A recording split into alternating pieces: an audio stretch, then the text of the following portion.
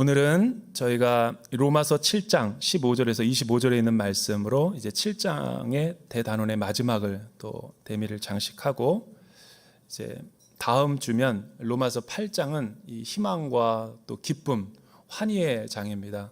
그래서 지금까지 난해하고 어렵고 또 이해가 잘 안 되는 부분이 있다 해도 실망하지 마시고 이렇게 잘 여러분들이 따라와 주시면 감사하겠고요. 이제 오늘까지 이제 어려운 부분들이 이제 마무리가 됩니다. 오늘은 성도의 거룩한 탄식이라는 제목으로 같이 여러분들과 말씀 나누기를 원합니다. 우리에게 널리 알려져 있는 이 미술 화가죠. 천재적인 그 화가로 알려진 르네상스 시대에 레오나르도 다빈치라고 하는 사람이 있었습니다. 이분은 인생을 전체적으로 평가해 보면 무명의 시간이 전반기가 있었고, 또 이제 유명세를 타고 천재적인 기질이 막 뽐내면서 세계적인 명성을 얻은 후반기로 나누어질 수 있습니다. 그런데 이 전반기 때는 워낙 가난하게 살아서 이 먹을 빵조차도 구할 수 없는 그런 어려움의 시간들이 있었어요. 그런데 그때 어려운 시간에 갈고 닦은 실력과 기량이 어느 정점이 되니까 많은 사람들에게 인정을 받고 또 인기와 명성을 얻으면서 그는 대작가가 될 수 있었죠. 그리고 그가 대작가가 될 수 있도록 문을 열어준 계기가 뭐냐면, 어떤 귀족 공작 가운데서 돈이 많은 부호가 예수님의 성화를 좀 그려달라 이런 부탁을 받았을 때, 그는 이 천재적인 기질 외에도 그는 꼼꼼하고 굉장히 그 메모해 놓는 습관뿐만 아니라 그는 그 작품 하나를 완성시키기 위해서 이 장인 정신을 발휘하는 아주 디테일까지 겸비한 보기 드문 천재죠. 이런 천재를 진짜 천재라고 하는 거예요. 예를 들어서 그림 하나를 부탁을 받고 예수님의 성화, 그 인물의 모델이 누굴까를 찾기 위해서 그는 유럽 전역을 여행하며 돌아다닙니다. 마을 구석구석을 찾아다니면서 그 인자한 미소, 온화한 그 눈빛, 뭐 이런 것들을 다 디테일하게 묘사하기 위해서 뭐 수백 장, 수천 장 그림을 다 이렇게 폐기해 버리고 완성될 때까지, 그리고 마침내 그는 어린 미소년을 찾아서 자기 화실에 데리고 와서 데생과 여러 가지 막 밑작업을 해서 완성을 하죠. 유명한 그림이죠. 그때부터 그는 이름이 알려지자 뭐 이곳저곳에서 많은 사람들의 의뢰를 받아서 그는 부와 명성과 인기를 르네상스 시대 때 누구보다도 한 몸에 받았던 사람이에요. 그런데 절정에 달했을 때 마침내는 그 당시 최고의 그 권위기관이었던 로마 교황청의 부탁을 받고 우리가 잘 아는 최후의 만찬 그림의 부탁을 받죠. 뭐 그동안 갈고 닦은 실력을 유감없이 발휘하니까 뭐 얼굴은 뭐 제자들의 얼굴은 이거는 뭐 기본도 아니죠. 근데 그 작품을 완성하기 위해서 아직도 그 활용 정점에 하나를 못 그리고 있었어요. 수년 동안. 그게 누구냐면 가론 유다. 이 가론 유다 얼굴을 묘사해내기가 쉽지가 않았어요. 그려본 적도 없고. 그래서 그는 계속 이렇게 독촉을 받는데도 마무리 못하고 있으니까 너무나 힘든 상태에서 빅 아이디어가 떠올랐어요. 이 당국에 찾아가가지고 경찰을 동원해서 이 우리나라에서 가장 극악무도하고 살인죄도 그냥 보통이 아니라 수많은 사람들을 막 끔찍한 잔인무도한 죄수들을 모여놓은 감옥이 있다라는 것을 듣고 거기로 자기를 에스코트하고 데려가 달라. 그래서 가서 가장 그 가운데도 극악무도한 얼굴을 가진 사람을 발탁해서 자기 화실에 데리고 와서 경찰의 보호 아래 수개월째 그린 다음에 완성해내게 되는 거예요. 그리고 다 끝났을 때 이제 돌려보내려고 할 때 감옥으로 그 죄수 모델이 가면서 레오나르도 다빈치에게 그렇게 이야기했다고 합니다. 선생님, 저를 본 적이 없는가요? 저는 선생님을 본 적이 있습니다. 나는 자네와 같이 끔찍하고 잔인무도한 사람과 교제하고 만나본 적도 없네. 제가 바로 선생님이 오래전에 그렸던 예수의 얼굴의 주인공입니다. 주변이 굉장히 큰 충격을 받았다 그래요. 어떻게 한 인물 안에 이런 가장 선하고 가장 가장 극악무도한 캐릭터가 나올 수 있을까? 그런데 여러분, 그 모습이 바로 우리 크리스찬의 실제 모습과도 대동소이합니다. 왜냐하면 우리 크리스찬의 삶이 예수 믿고 구원받고 믿음으로 말미암아 의롭다 칭함을 여겨졌을 뿐, 우리는 용서받은 죄인에 불과하고 우리는 의인이면서 동시에 여전히 죄인인 거예요. 왜냐하면 이미 구원이 시작됐고 우리가 구원의 완성을 향해서 달려가고 있는 건 사실이지만, 여전히 우리는 타락한 육신의 몸을 입고 새 옷을 입혀줄, 예수님의 그 부활하신 새 창조의 몸을 덧입혀줄 그 장례식 이후에 하나님 나라에 들어갈 때까지 우리는 이미와 아직 사이에 긴장 관계를 누리고 있기 때문에 내 안에는 히틀러와 머더 테레사가 같이 공존하는 거죠.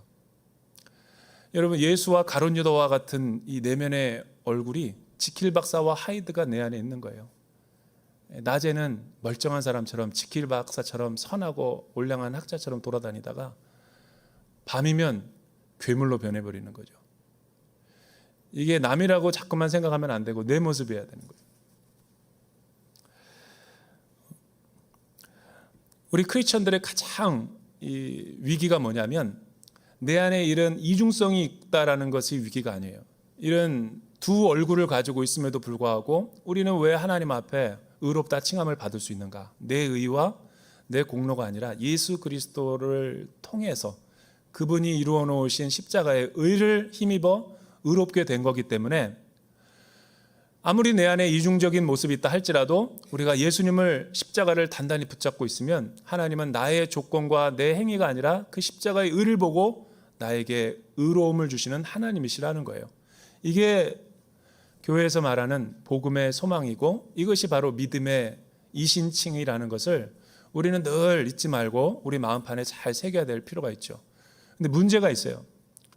이런 예수 믿고 구원을 받았음에도 불구하고 이 땅에서 살아가는 크리스찬들 가운데 계속 이중적으로 남아있으려고 하는 성도들이 있어요.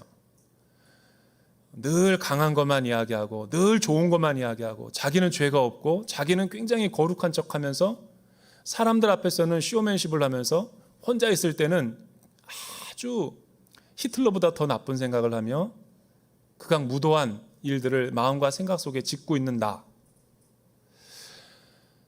근데 하나님은 사실은 그런 이 어떤 상태에 있는 나를 책망하기보다 그 모습을 있는 모습 그대로 주님 앞에 나와서 상한 심령으로 엎드리고 다시 십자가로 가기를 원하는데, 우리는 계속 사람들과 공동체와 교회 생활하면서 이 가족과 친인척들 모였을 때 위선을 떠는 거죠. 이 예수 믿지 않는 사람들을 도덕적으로 아래로 보고 굉장히 나는 뭔가 이룬 것처럼, 예수 믿는다는 그 조건과 예수 믿으면 뭔가 어떤 신분이 상승되고 다른 사람보다 더 뭐 거룩하고 의로운 것 같지만, 내가 보기에는, 저는 목사잖아요. 목사이니까 잘 알죠. 그런 일은 없어요.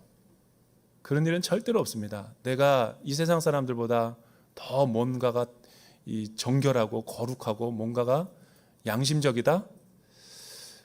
글쎄요. 여러분들은 속을지 몰라도 하나님은 안 속아요. 절대로 그런 일은 없어요. 철저하게 내가 가진 의는 예수 그리스도를 믿기 때문에 의로워지는 의인 거지, 내 안에서는 선하고 도덕적이고 거룩하고 의로운 것이 없어요. 그래서 이 세상에 살아가는 그 누구라 할지라도 여러분들은 신뢰하면 안 돼요. 여러분, 교황이라 할지라도, 목회자라 할지라도, 그리고 또 아주 고매한 인격과 성격을 가진 교사라 할지라도, 유치원 원장이 너무 아이들을 이뻐하는 것 같아도 그 안에는 히틀러가 있어요. CCTV가 없으면 무슨 일이 일어날지 몰라요. 알고 지내는 남자인데 절대 그렇지 않습니다. 여러분, 그런 거를 망각하는 순간 우리 사회는 혼란하게 되는 거예요. 사람은 용서의 대상이지 신뢰의 대상이 아니죠. 그래서 오늘 말씀을 보면 굉장히 중요한 그러나 어려운 본문이 나오지만 우리가 믿음으로 여행을 떠나보도록 하죠. 오늘 말씀을 잘 풀어내기 위해서는 이 질문에 우리가 단초를 갖고 들어가야 돼요. 왜 우리가 본문을 읽은 것처럼 이 바울은 죄 아래서 지금 탄식하고 있다고 말하는 것일까? 그는 대사도 바울이요, 또 하나님의 사람이요, 또 예수를 확실하게 믿고 있는 구원의 사람임에도 불구하고 그가 왜 오라 나는 곤고한 사람이로다 이 탄식을 하고 있는 것일까? 도대체 로마서 7장에서 말하고 있는 이 나가 한 수십 번 반복되고 있어요. 이 나는 도대체 누구를 말하는 것인가? 우리가 15절에서부터 17절 우리 같이 한번 읽어보도록 하죠. 15절에서 17절 시작. 나는 내가 행하는 것을 이해할 수 없습니다. 이는 내가 원하는 것은 행하지 않고 오히려 증오하는 것을 행하기 때문입니다. 내가 원하지 않는 것을 행한다면 나는 율법이 선하다는 것을 시인하는 것입니다. 그러나 지금 그것을 행하는 사람은 내가 아니라 내 안에 거하는 죄입니다. 우리가 지난주 말씀도 사실 되게 중요했고 오늘 말씀도 연장선상에 있는 거죠. 여러분, 지금까지 로마서를 강론하면서 율법이 이해하기가 쉽지가 않아요. 그런데 이 율법은 지난주에 이렇게 말했죠. 건강검진과 같다. 우리의 몸이 MRI를 찍거나 CT를 찍으면은 병원에서 우리가 눈으로 못 보는 거 현미경으로 미시적으로 다 잡아내고 사람들이 볼 때는 평소에는 멀쩡해요. 그러나 현미경으로 들여다보면 세균까지 다 보이듯이 율법은 그런 거예요. 그 율법은 거룩하고 선하고 의롭고 좋은 거죠. 왜냐하면 그냥만 냅뒀다 그러면 나는 내 병을 발견하지 못하고 죽었을 테니까. 그러나 율법의 한계도 있죠. 율법의 한계는 뭐냐면 치료는 못 해줘요. 솔루션은 제공할 수 없어요. 그러니까 이게 문제인 거죠. 근데 바울은 오늘 말씀에서 이 율법은 선하고 좋은 것인데 계명은 우리가 지키지 못하는 그 안타까운 크리스찬의 실존을 지금 이야기하는 거예요. 율법과 계명의 차이가 뭐냐면 율법은 큰 의미에서 66권의 성경을 다 말하고 있다면 하나님의 뜻. 그러나 계명은 좀 더 구체적으로 들어가서 하라 하지 말라 이런 구체적인 명령이 있거든요. 그런데 이 율법 앞에서 율법은 좋은 것이지만 아담의 죄로 인해서 원죄로 인해서 오염된 내 육신은 율법을 너무 사랑하고 좋고 그 뜻을 내가 수용할 뜻이 있지만 의지가 있지만 그것을 지킬 수 있고 의에 도달할 수 있는 능력이 내 안에 없다라는 그런 괴리에서 오는 탄식이죠. 여기서 바울은 뭐를 논하고자 하는 걸까요? 지금 바울의 논조를 보면 아주 엄청난 발견을 하는 거예요. 우리가 깜짝 놀랄 만한. 사람들은 죄 그러면 그냥 담배 피고 술 먹는 거 죄라고 하지만 바울은 그렇게 죄를 치부하지 않아요. 그건 도덕적이고 윤리적인 죄지. 바울은 철저하게 이 로마서에서 죄를 다룰 때 하나님과 관계가 깨어져 있는 그 상태, 절대적인 죄를 말하는 거죠. 바울이 지금 나무로 비유하면은 뭐 열매 맺고 가지 나뭇잎이 푸르고 그걸 얘기하는 게 현상적인 이 사회에서 일어나고 있는 뉴스 보도의 죄를 그렇게 죄라고 이야기하는 게 아니에요. 보이지 않는 뿌리, 왜 그런 열매와 줄기가 그렇게 막 나타날 수밖에 없는가? 근원을 찾아보니까 숨어있는 그 심층에 뿌리 같은 죄가 있다는 거죠. 그 뿌리가 뭐냐면 하나님과의 관계가 끊어진 상태, 또 하나님을 떠나 있는 상태. 그게 인류의 모든 문제의 근원이다라는 것을 발견하고자 지금 우리에게 폭로하는 거죠. 복음을 설명하면서. 여러분, 죄가 있다라는 것을 인식하는 것은 놀라운 발견입니다. 죄의 지배, 실체. 근데 이 죄가 로마서 7장에서 무섭다라는 것을 왜 지금 이야기하는 거냐면 이 죄는 코로나처럼 매개가 필요해요. 숙주. 이 코로나가 그냥 발생하지 않듯이 어떤 그 짐승이라든가 인수 공통 감염이라고 그러죠. 코로나가 그래서 박쥐에게 있는 게 우리 사람 몸에 원래 그러지 않거든요. 사람들이 너무 막 먹지 못할 것과 천갑산 같은 거 막 먹고 그냥 이러니까 이게 진화하면서 이렇게 된 거죠.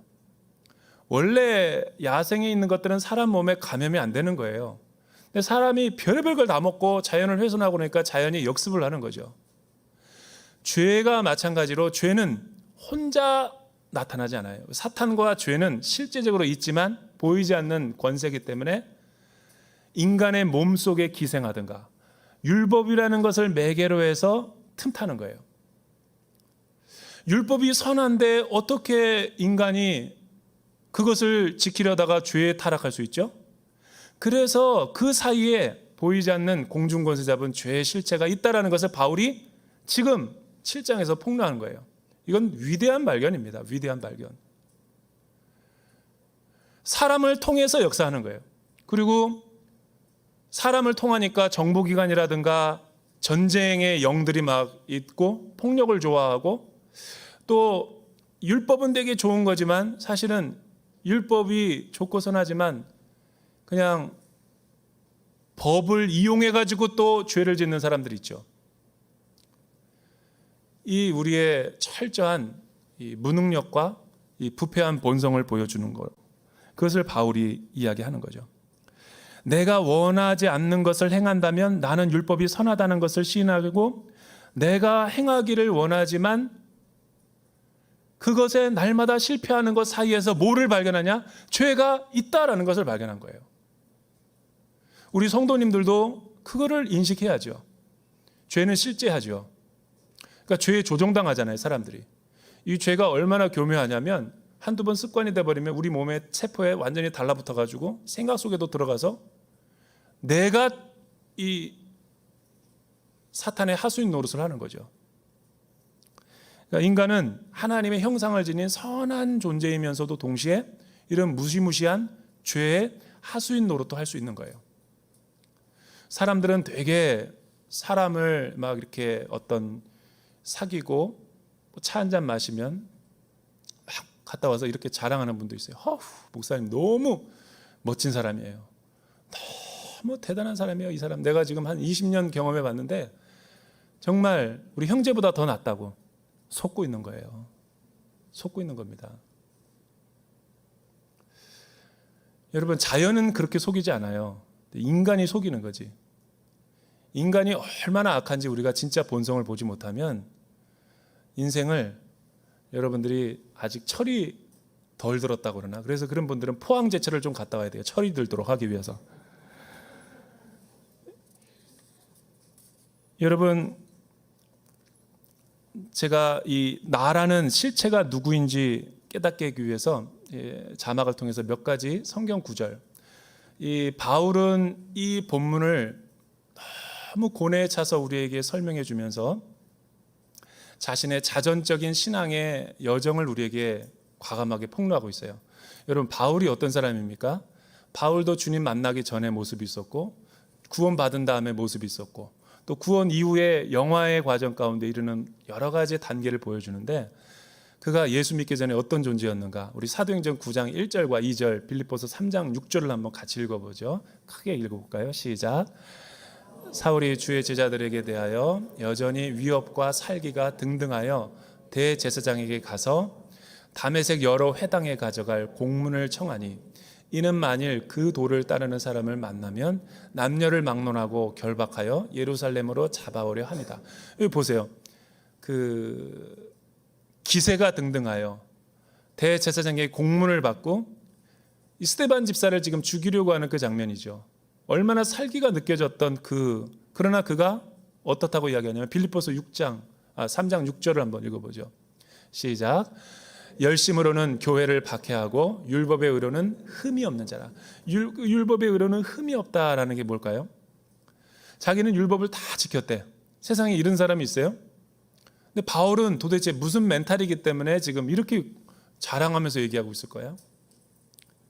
이 말은 이중생활을 완벽하게 했다는 거예요. 사람들 앞에서는 완벽하게 의로운 척하면서 혼자 있을 때는 괴수로 지냈다는 거죠. 예수 만나기 전까지 이렇게 자기 잘난 맛에 살았던 인물이에요.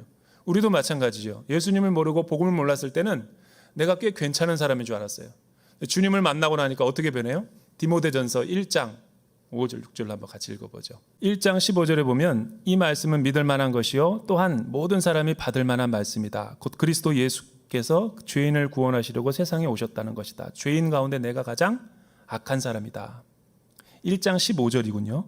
근데 이거는 지금 디모데전서는 바울이 이제 주님의 부르심을 받을 얼마 남지 않고 이 말씀을 기록한 서신이거든요. 노 사도 바울이 세계 선교 여행 다 하고 3차 선교 여행까지 마무리하고 또 이제 소아시아 교회도 다 개척하고 목양하고 이제 주님의 영광스러운 면류관을 주기 직전에 디모데도 보고 싶고 마가도 보고 싶을 때 고백하면서 쓴 서신이거든요. 근데 왜 바울이 이 정도면 나 할 만큼 했고 하나님 앞에 칭찬받고 엄청난 인정을 받을 거다라고 얘기하지 않고 나는 사도라는 칭함을 받게도 감당 못하는 인물이다. 죄인 중에 괴수다. 이 괴수라는 말이 The worst of sinners예요. 영어 성경에 보면 죄인들 가운데 가장 최악의 나쁜 사람. 이 지금 똑같은 인물이거든요. 한 인격에서 똑같은 고백이 나오는 거예요. 그리고 여러분 빌립보서 한번 말씀을 보죠. 마지막으로 같이 읽어볼까요? 시작. 내가 그 둘 사이에 끼어 있으니 차라리 세상을 떠나서 그리스도와 함께 있는 것이 훨씬 더 좋은 일이라. 그렇게 하고 싶으나 내가 육신으로 있는 것이 너희를 위하여 더 유익하니라. 왜 바울이 지금 육신으로는 빨리 그리스도와 함께 저 천국에 이르고 싶지만 남은 사명이 있어서 이 빌립보 교회 성도들을 더 돌보게 할 일이 있어서 나를 아직까지도 살게 하고 있다. 이렇게 지금 고백하는 거예요. 이 네 개의 성경 구절 가운데 다른 인물인가요?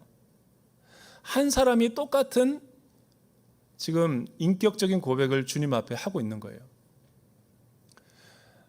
내 속에 내가 너무도 많은데 이 자아 분열과 통합되지 못한 인격이 아니라 그래서 많은 신학자들이 이 로마서 7장을 주의할 때 수백 가지의 해설이 있어요. 주석가들이. 이 나가 누구냐를 밝혀내기 위해서 아주 오랫동안 신학적인 토론이 벌어졌는데 대부분의 사람들은 이렇게 얘기하게요. 이 나는 아담이 범죄한 이후에 모든 인류를 대표해서 수사학적으로 문학적인 표현으로 나라고 총칭하고 있는 거다. 아니면 예수 믿는 크리스찬이 되기 이전의 모습이 나를 표현하기 위해서 바울이 이렇게 표현하는 거다. 아니면 예수 믿고 난 뒤에 성화의 과정을 하고 있는 나를 크리스찬을 표현하기 위해 이렇게 하는 거다. 아니다. 더 발전된 이 학문의 토론 가운데는 구원받기 전에 바울의 모습을 나라고 표현하고 있는 거다. 그리고 사도 바울이 되고 나서 자신의 모습을 이렇게 표현하고 있는 실존을 나라고 표현.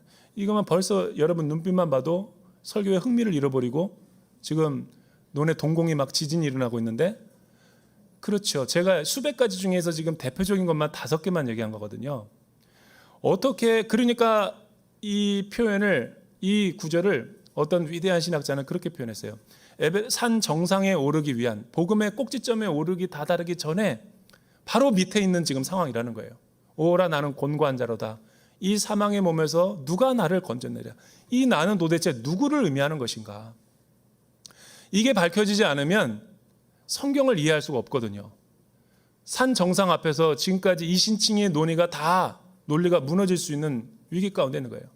바울이 왜 지금 잘 나가다가 이 로마서 7장을 통해서 우리 가운데 도전을 주고 있는 걸까요? 나는 설교를 준비하면서 또 내 자신의 내면 세계를 보면서 뭐 다른 참고서가 아니라 그냥 나를 보면 알 수 있을 것 같아요. 이 말은 이 나는 저와 여러분들을 보여주는 거예요. 나. 크리스찬들의 나를 지금 보여주는 거예요. 그럼 언제의 나냐? 지금 나, 현재의 나. 성령 안에 있고 그리스도 안에 있고 교회 출석하면서 설교 말씀을 듣고 있는 오늘의 나를 표현하고 있는 구절이 이 나인 거예요. 어떻게 그렇게 해석할 수 있는가? 바울의 예를 통해서 제가 여러분들에게 보여줬듯이 바울이 지금 분열된 자아의 모습을 보여주고 있습니까? 왜 바울이 위대한 사역과 공로를 하고서도 죽기 직전에 죄인 중에 괴수라고 하죠? 성화되지 못해서 그런 것일까? 실제로 죄를 많이 딴짓하고 있어서 뒤에서 죄를 짓고 있는 것이기 때문일까? 그렇지 않고 초 앞에서 자신의 어두운 모습을 비춰보는 것과 시간이 가면 갈수록 신앙생활을 오래 하고 날마다 경건생활에 힘쓰다가 점점점 태양 앞에 갔을 때 자신의 더 밝은 빛에 보는 나의 모습과는 달라요. 여러분, 현미경으로 보는 것과 그냥 일상에서 나의 사진 찍어서 보는 모습과 MRI로 보는 것과 그렇지 않은 것은 달라요.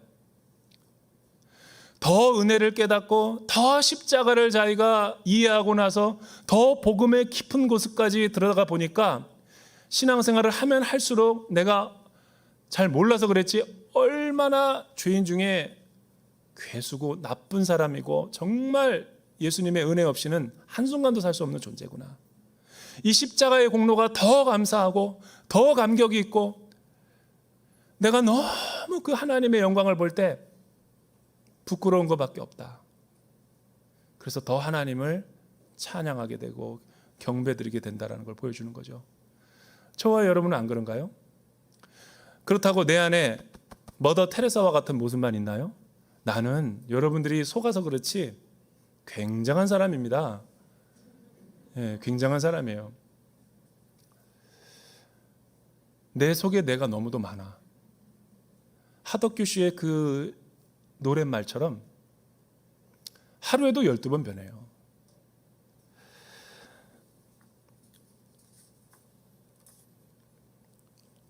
여러분 18절에서부터 23절 말씀 한번 저희가 읽어보죠. 로마서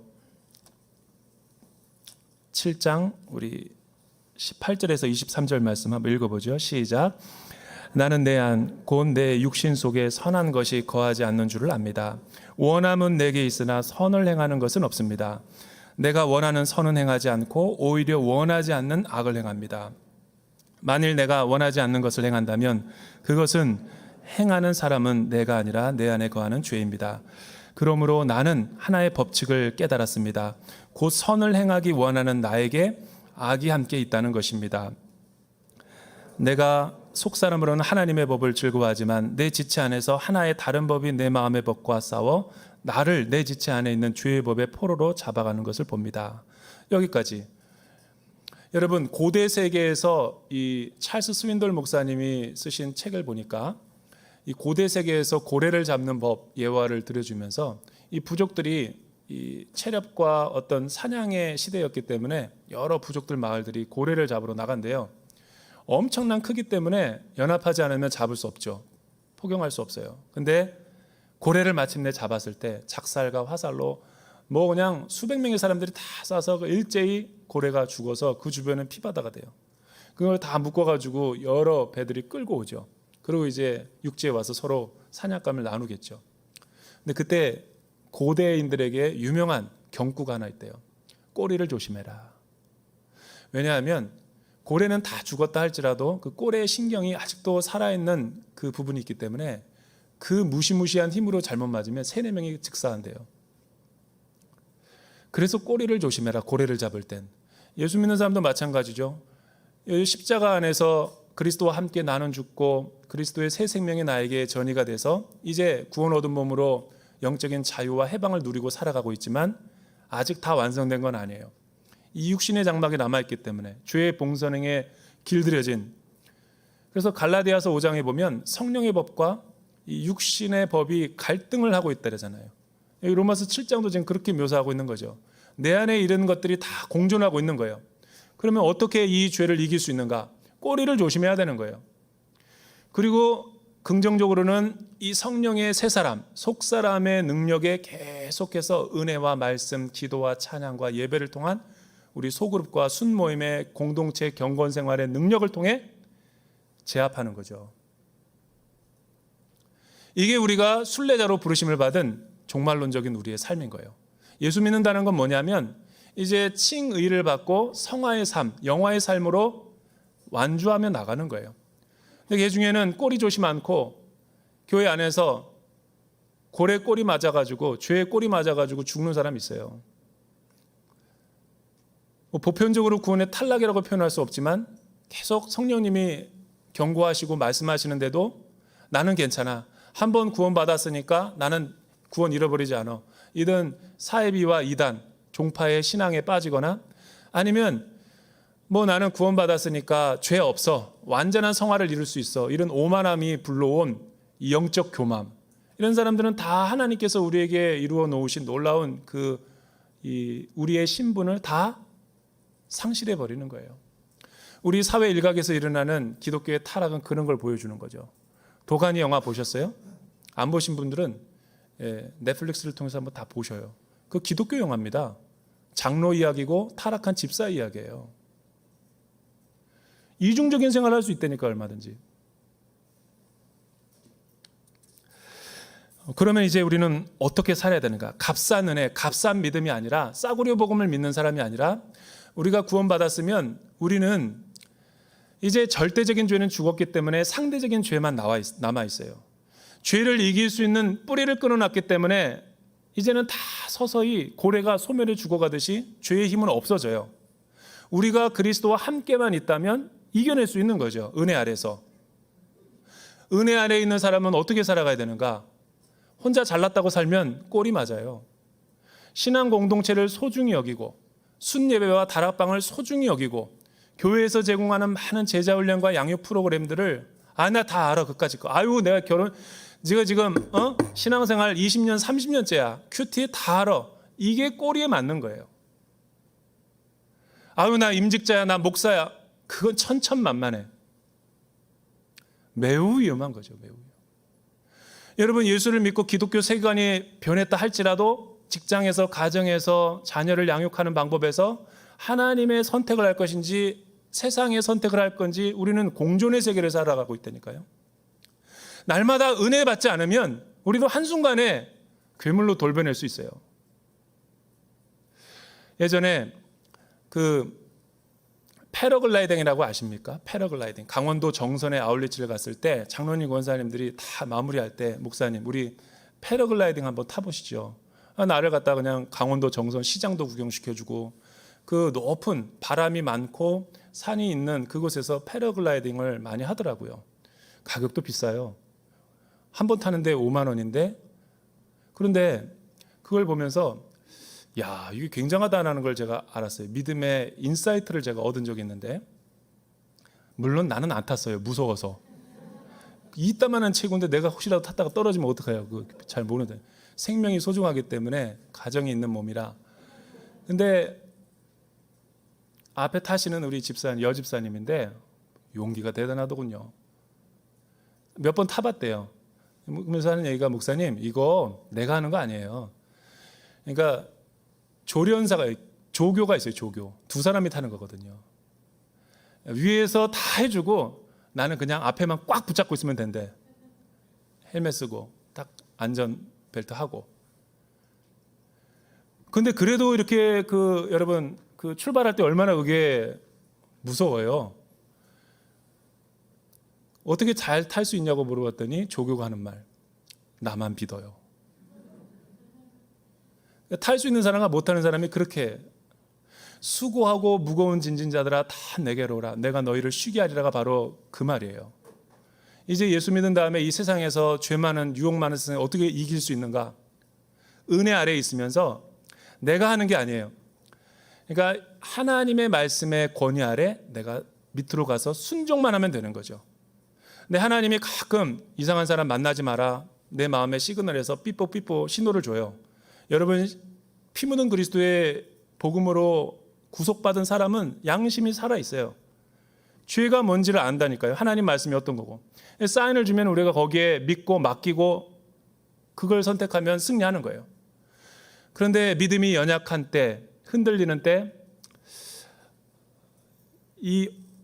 이걸 해야 되는가 저걸 해야 되는가 모르고 인간적인 생각이 들어가지고 왼편을 선택했을 때 책임과 결과가 있죠. 예수 믿는 사람들에게도 그런 결과가 있어요. 말씀에 순종하지 않을 때.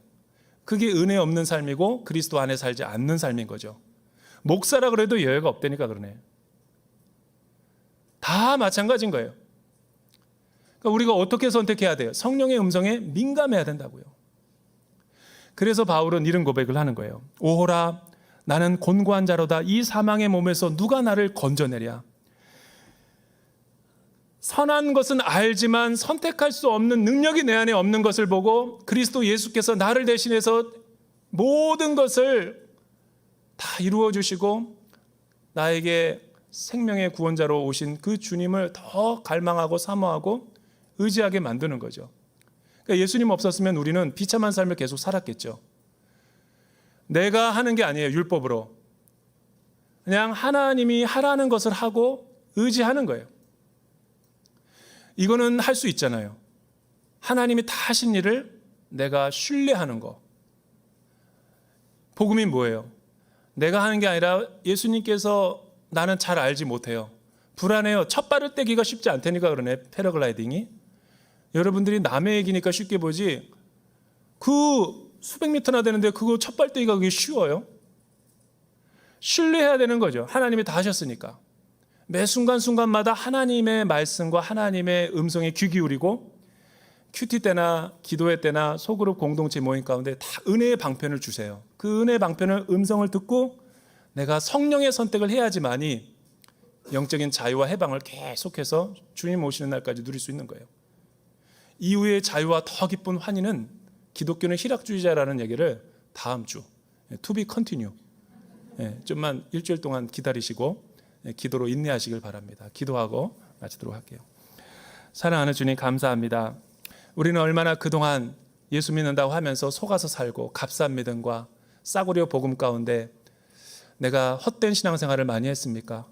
내 힘으로 뭔가를 이루어보려고 얼마나 아둥바둥하며 살았습니까? 그러나 믿음의 주요 또 온전케 하시는 이 우리 주님께서 우리를 위해서 모든 것을 다 대가를 지불하시고 의롭게 하셨다고 선포하십니다. 그러나 이제 그 말씀 앞에 우리가 순종하며 겸손하게 하나님의 왕되심을 우리의 삶 가운데 인정해드리는 믿음의 삶을 살아가게 하여 주시옵소서. 예수님의 이름으로 기도드립니다.